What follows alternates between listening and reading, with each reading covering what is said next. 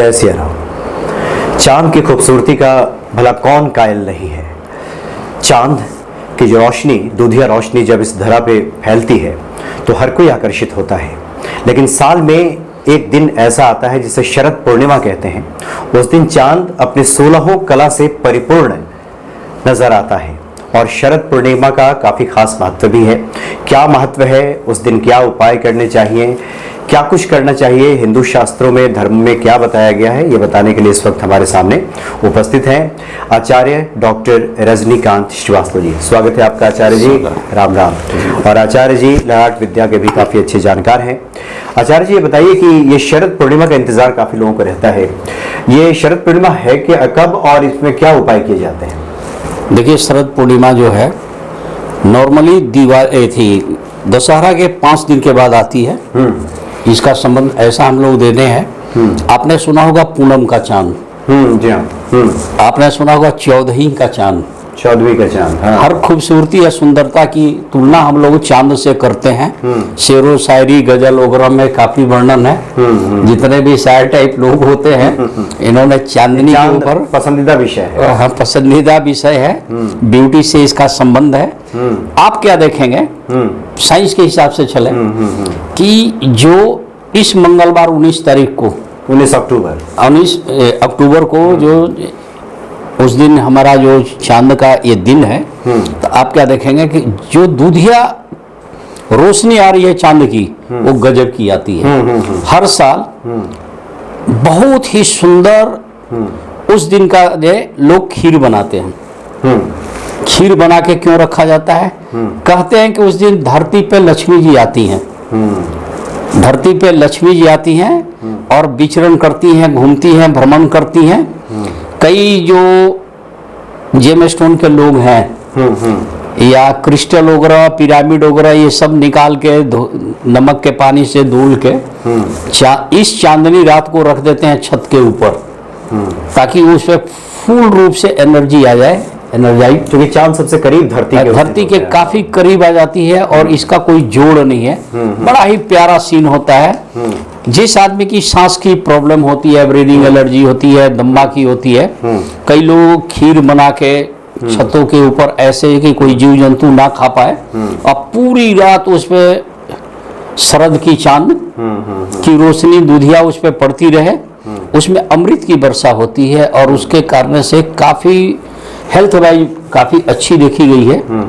और ये परंपरा आज से नहीं, सदियों से होते आ रही है। इसे लोग शरद पूर्णिमा के नाम से जानते हैं इस त्योहार को। और उसी दिन से शरद शुरू हो जाती है, सर्दी की शुरुआत हो जाती है। उसी दिन से सर्दी की शुरुआत शुरू हो गई और ये आज से नहीं सदियों से होती है। तो आश्विन मास के इसके पीछे भी एक कहानी है। अच्छा। 2 बहनों की कहानी है कि 2 बहनें शरद पूर्णिमा के दिन पूर्णिमा का व्रत भगवान विष्णु का जिसका किया जाता वो करती आ रही थी। तो एक बहन तो पूरी निष्ठा के साथ कंप्लीट करती थी, एक बहन बीच में ना बेईमानी कर जाती थी या उसको छोड़ देती थी। कालांतर में धीरे धीरे करके दोनों के बच्चे हुए। एक के बच्चे बहुत आगे बढ़ गए, एक के बच्चे होते गए, मरते गए, उन्हें प्रॉब्लम आती गई। तो उसको कुछ मन में पाप सी आई। उसने अपने मरे हुए बच्चे के ऊपर, पीढ़े के ऊपर रख के सफेद कपड़े में लपेट के इस तरीके से रख दिया। बड़ी बहन को बुला के बोली तू यहाँ बैठ जा।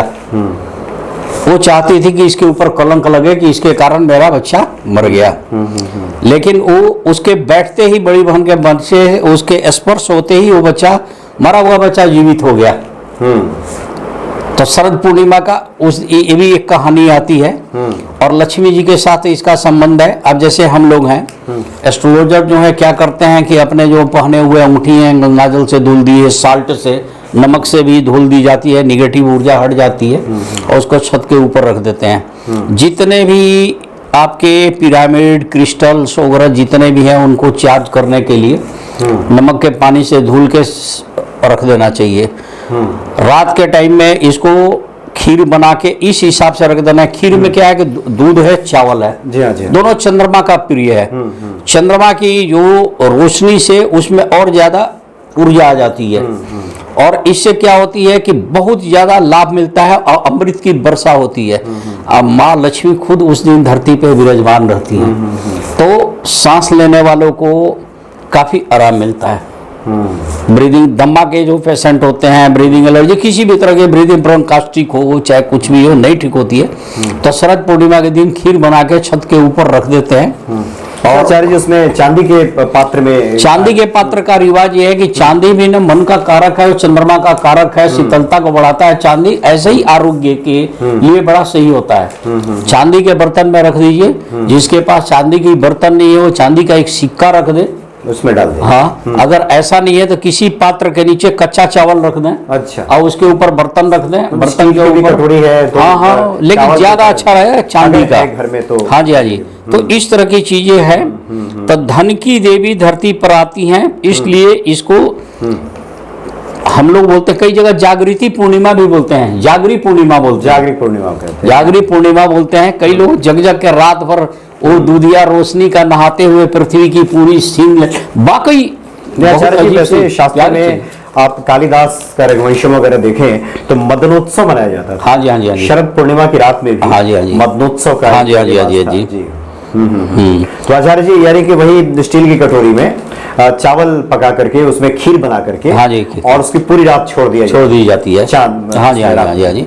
और सुबह उसको बस थोड़ा सेफ्टी जरूर देख लेना चाहिए कि कोई कीड़ा मकोड़ा इस तरह से उसको टांगिए कि उसके ऊपर बिल्ली मुंह न मार ले, कोई और जीव जंतु न खा ले, मैंने कुछ ठीक ठाक से रख के आप पूरी रात उस पे चांद की रोशनी पड़ती रहे।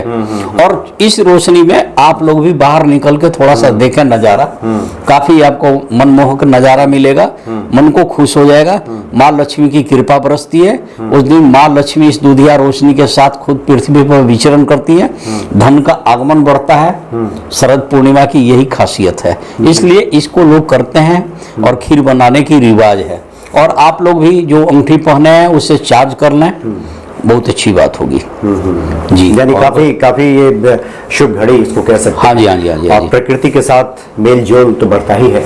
माता लक्ष्मी की भी पूर्ण कृपा प्राप्त होती है। इसका वैज्ञानिक आधार भी है कि चांद की रोशनी में आप खीर रखते हैं, उसके बाद उसे खाते हैं तो खीर का जो तत्व है, जैसे लैक्टिक एसिड जो वैज्ञानिक लोग बताते हैं कि पाया जाता है, वो बढ़ जाता है उसमें, तो उसका गुण काफी बढ़ जाता है। आचार्य जी काफी अच्छी आपने जानकारी दी, और निश्चित तौर पर शरद पूर्णिमा लोग काफी धूम से मनाएंगे और धूम धड़ाके से। और वैसे भी हमारा जो धर्म है, जो संस्कृति है, प्रकृति से मेलजोल सिखाती भी है। और वैसे आप भी बहुत सारे कार्यक्रमों में प्रकृति से मेलजोल के बारे में बातें बताते भी हैं। हाँ जी, हाँ जी। और दर्शकों ने देखा भी है बहुत सारे कार्यक्रमों में, आपने बताया है कि किस प्रकार से प्रकृति के साथ जुड़ करके हम अपने कर्तव्य को पूरा कर सकते हैं। बहुत बहुत धन्यवाद आपका आचार्य जी।